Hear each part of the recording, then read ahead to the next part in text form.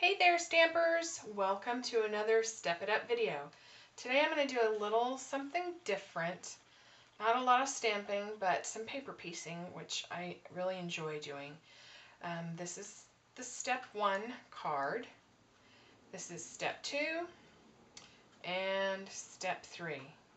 And on this one, there is a little stamping. I stamped from the Autumn Harvest, the leaves, and I aqua painted with the colors and then just cut them out. But I'm going to show you how to do this fairly quickly. I found this pieced pumpkin in a magazine and I scanned it into the computer and then I printed it on a piece of very vanilla cardstock and cut it out. And then on each designer series paper, I turned it upside down and traced it on the wrong side. So this is the right side and this is the wrong side. And I traced it on the wrong side so that my pencil marks wouldn't be visible when I put it up. And it gave me something to follow and cut out easily. So the right side has the number on it, the wrong side, so I put the wrong side down and then the wrong side down. And you can see there's no marks, and so I did it for each piece that I wanted. Each piece of the picture goes like this here.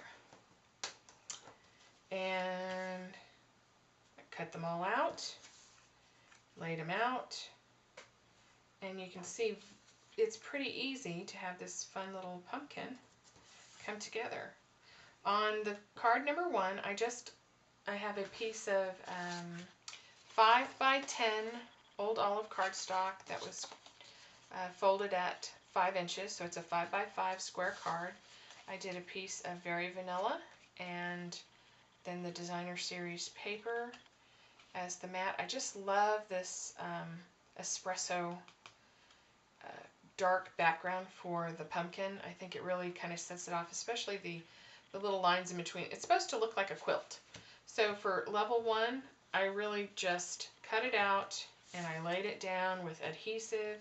I added this really yummy old olive 5/8 of an inch satin ribbon, tied it, and then I adhered it to the back of the very vanilla, and then I put the whole piece down. For level 2, I did the same thing, except I took a piece of espresso cardstock and I laid my pieces down on the cardstock first, and then I cut it out. I don't know if you can see. And then I cut it out and popped it up. It's a very subtle difference, but it does give it a little more depth. And it was a little easier to work with. And the fussy cut may seem like it's a lot of work. It really wasn't. I laid it out, I put the adhesive down, and then using a really good sharp pair, I like these cutter bees, just right around. It really was very simple.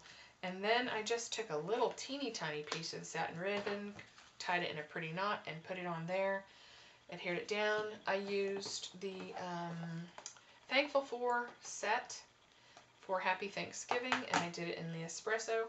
And then I took my matte pack. I don't know if the camera can pick it up in the light. Let me try to tilt it. But I punched a few little holes in the corners using the matte pack just to give it a little detail. And that's level 2. Level 3, I did the same thing where I adhered the pattern onto the espresso cardstock. I cut it out, and then the difference, I don't know if you can see, I took the matte pack and I did each piece to really make it look like it was a quilted piece. Now that took a little bit of time, but it really wasn't difficult. And then I didn't do the whole detail in the corners on this one because there's so much detail on the pumpkin itself. Then I used my aqua painter and I mimicked the colors that were in the paper. So you could do this with any pattern paper that you have and that you like. Just remember when you're doing the leaves to pick up the colors that are already present, and it kind of just echoes it back and it makes it look uniform. And then I just cut the little dovetail in the sentiment and added some jeweled markers, I stuck this bow down with a glue dot, they're great adhesives. They really work well for kind of a heavier thing. So you can see very quickly, well, not too quickly. There's a lot of cutting and detail in this one, but it really isn't difficult to do, and I think it produces a stunning card. And you can do this sort of paper piecing with any coloring books are really a great source. You can scan it in, and then you'll save it, and then print it out on a cardstock. And I'll tuck this pattern away for next year, and use it again with whatever paper strikes my fancy. So I hope this has been helpful. Let me show you the cards again. Step 1, Step 2, and Step 3. Thanks for watching, and I would love to see your cards if you produce any of these. Would love to see it. Hope you have a great day. Bye-bye.